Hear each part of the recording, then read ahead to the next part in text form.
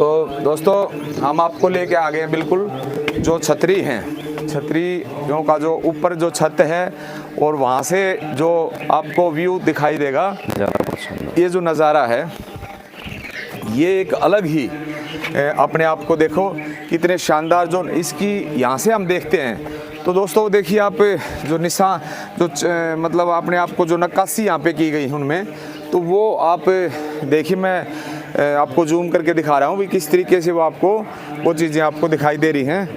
अलग अलग चीज़ें बहुत से आपको दिख रहे होंगे। उस छतरी के नीचे कबूतर हैं, ऊपर भी कबूतर बैठे हुए हैं और काफ़ी मतलब इसी तरीके से जैसे सवाई राजा मान सिंह जी जो थे उनकी वो है और वो सवाई भवानी सिंह जी थी वो उनकी यहाँ से दिख रही होगी आपको।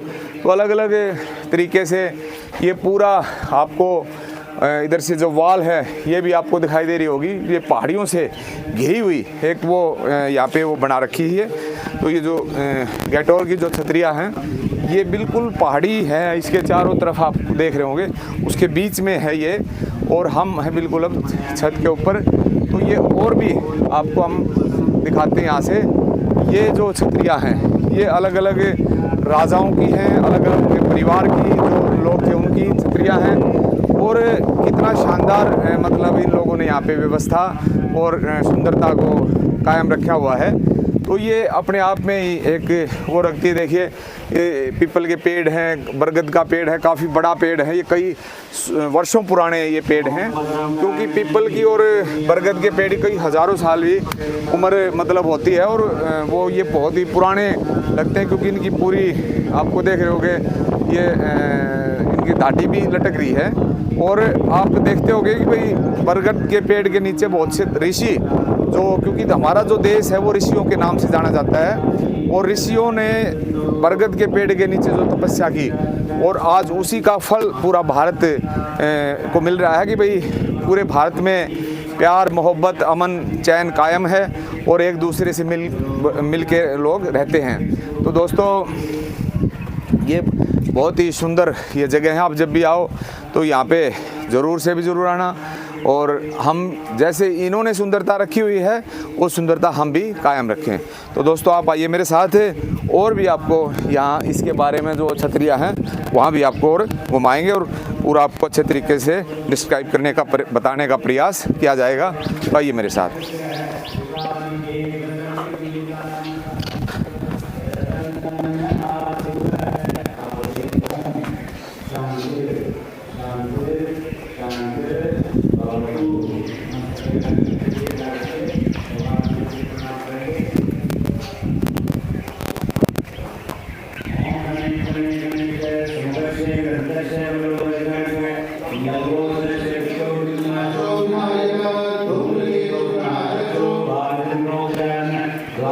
काम देखने को नहीं मिलता सर, ये काम हो ही नहीं सकता, बड़ा डिफ़िकल्ट काम है। ये पूरा वन पीस है।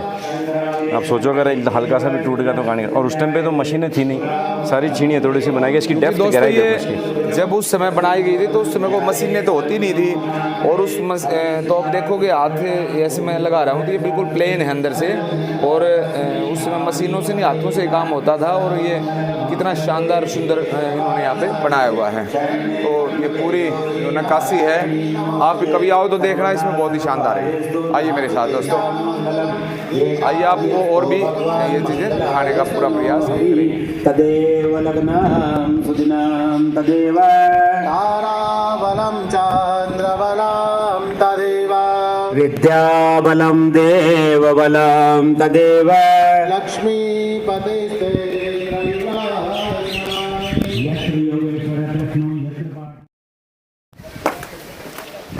आइए दोस्तों आपको लेके चलते हैं अलग अलग जो छतरियाँ हैं उनमें और अब आप पूरा अच्छे तरीके से बताएंगे। अब देखिए दोस्तों हम इस गैटोर की छतरियों के दूसरे पार्ट की तरफ आ चुके हैं और ये मेरे लेफ्ट हैंड साइड की पीछे की साइड में आप देख रहे हैं ये जो छतरी है, ये छतरी जो है राजा माधव सिंह जी की है जो राजा मान सिंह जी के ग्रैंड फादर थे।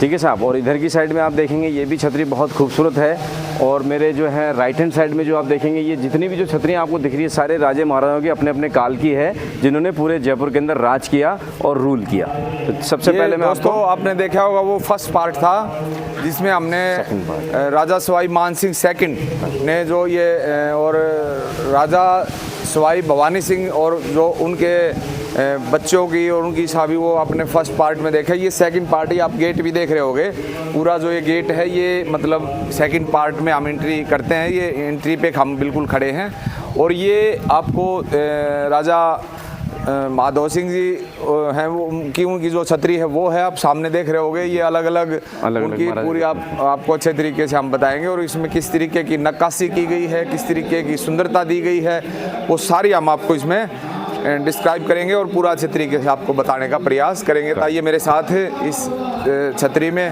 और आपको इसमें ले जाकर दिखाने का पूरा प्रयास हम करेंगे।